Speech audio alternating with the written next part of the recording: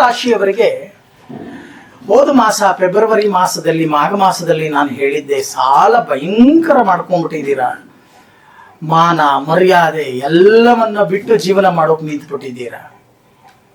ಯಾವ ವರ್ಷನೂ ಈ ರೀತಿ ಆಗಿಲ್ಲ ಗುರುಗಳೇ, ಬೇಡ, ಇನ್ನೊಬ್ಬರ ಮುಂದೆ ತಲೆ ಬಗ್ಸೋಕೆ ನಮ್ಮ ಕೈಲಿ ಆಗ್ತಾ ಇಲ್ಲ. ಆದರೂ ಕೂಡ ತಲೆ ಬಗ್ಗಿಸ್ಲೇಬೇಕಾಗಿದೆ, ಪರಿಸ್ಥಿತಿ ಆಗಿದೆ.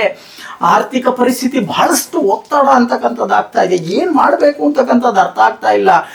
ಯಾಕೆ ಈ ರೀತಿ ಆಗ್ತಾ ಇದೆ ಅಂತ ಬಹಳಷ್ಟು ಜನ ಪ್ರಶ್ನೆ ಮಾಡ್ತೀರಾ. ಯಾವತ್ತೂ ಇಲ್ಲದೆ ಇರೋ ಕಷ್ಟ ಕಾರ್ಪಣ್ಯಗಳು ಬರುತ್ತೆ, ಮಾನಹಾನಿ ಆಗ್ತಾ ಇದೆ, ದಾಂಪತ್ಯದಲ್ಲಿ ಕಲಹಗಳಾಗ್ತಾ ಇದೆ, ಸಾಲಗಳು ಹೆಚ್ಚಾಗ್ತಾ ಇದೆ, ಬಡ್ಡಿ ಕಟ್ಟೋಕಾಗ್ತಾ ಇಲ್ಲ. ಧೃತಿಗೆಡ್ತಕ್ಕಂಥದ್ದು ಬೇಡ. ನಾನು ಮಾಘ ಮಾಸದಲ್ಲಿ, ಫೆಬ್ರವರಿ ಮಾಸದಲ್ಲಿ ಈಗಾಗಲೇ ಹೇಳಿದ್ದೇನೆ, ಕಳ್ಕೊಳ್ತಕ್ಕಂಥ ಕೆಲಸವನ್ನ ಮಾಡಬೇಡಿ. ಮನಸ್ಸನ್ನು ಧೈರ್ಯವಾಗಿಟ್ಕೊಳ್ಳಿ.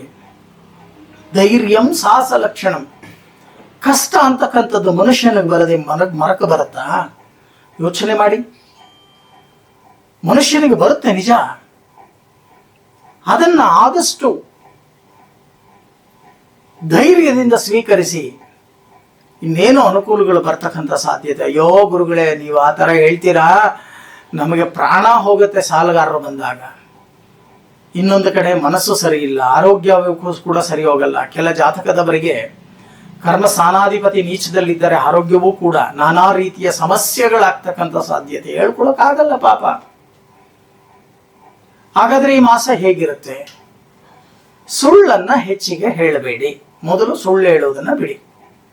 ಯಾಕೆಂದ್ರೆ ಕನ್ನಡದಲ್ಲಿ ಅರ್ಥ ನಾನು ನಿಮಗೆ ಹೇಳ್ತೀನಿ ಒಂದು ಮಾತನ್ನ, ಮಾಡಿದ್ದುನ್ನೋ ಮಹಾರಾಯ. ನೀವೇನು ಮಾಡಿದ್ದೀರೋ ಅದನ್ನ ಹೊಂತಾ ಇದ್ದೀರಾ. ಯಾಕೆ ಅಂತ ಅಂದ್ರೆ ಶನಿ ನ್ಯಾಯಕಾರಕ, ಕರ್ಮಕಾರಕ. ನಿಮಗೆ ಅಧಿಪತಿ ಶನಿ ತಾನೆ, ಕುಂಭರಾಶಿಯವರಿಗೆ ಶನಿನೇ ಯಜಮಾನ. ಶನಿಗೆ ಅಧಿದೇವತೆ ಯಾರು? ಆಂಜನೇಯ. ಆಂಜನೇಯನಿಗೆ ಪ್ರತ್ಯಧಿ ದೇವತೆ ಯಾರು? ಶ್ರೀರಾಮಚಂದ್ರ. ಹೌದ್ ತಾನೆ? ಶ್ರೀರಾಮಚಂದ್ರನನ್ನ, ಆಂಜನೇಯನನ್ನ ಭದ್ರವಾಗಿ ಇಟ್ಕೊಳ್ಳಿ. ಪ್ರತಿನಿತ್ಯ ಹನುಮಾನ್ ಚಾಲೀಸ ಪಾರಾಯಣವನ್ನು ಮಾಡ್ತಕ್ಕಂಥ ಕೆಲಸವನ್ನ ಮಾಡಿ. ಪ್ರತಿ ದಿನ ದಕ್ಷಿಣಾಭಿಮುಖವಾಗಿರ್ತಕ್ಕಂಥ ಆಂಜನೇಯನಿಗೆ ದೀರ್ಘದಾಂಡ ನಮಸ್ಕಾರವನ್ನ ಮಾಡಿ, ನಾಟಿ ತುಳಸಿಯನ್ನ ಹೃದಯ ಭಾಗಕ್ಕೆ ಅರ್ಪಣೆಯನ್ನ ಮಾಡಿ. ಕಷ್ಟ ಬಂದಿದೆ ನಿಜ, ಇನ್ನೇನು ಮುಗಿತಾ ಬಂತು ಕಷ್ಟ. ಧೈರ್ಯ ಕಳ್ಕೋಬೇಡಿ.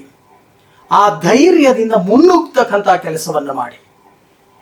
ನೀವೇನಾದ್ರೂ ಧೈರ್ಯ ಕಳ್ಕೊಂಡ್ರೆ ಕುಸಿದು ಹೋಗಬೇಕಾಗತ್ತೆ ನಮ್ಮ ನಿತ್ಯ ಜೀವನದಲ್ಲಿ.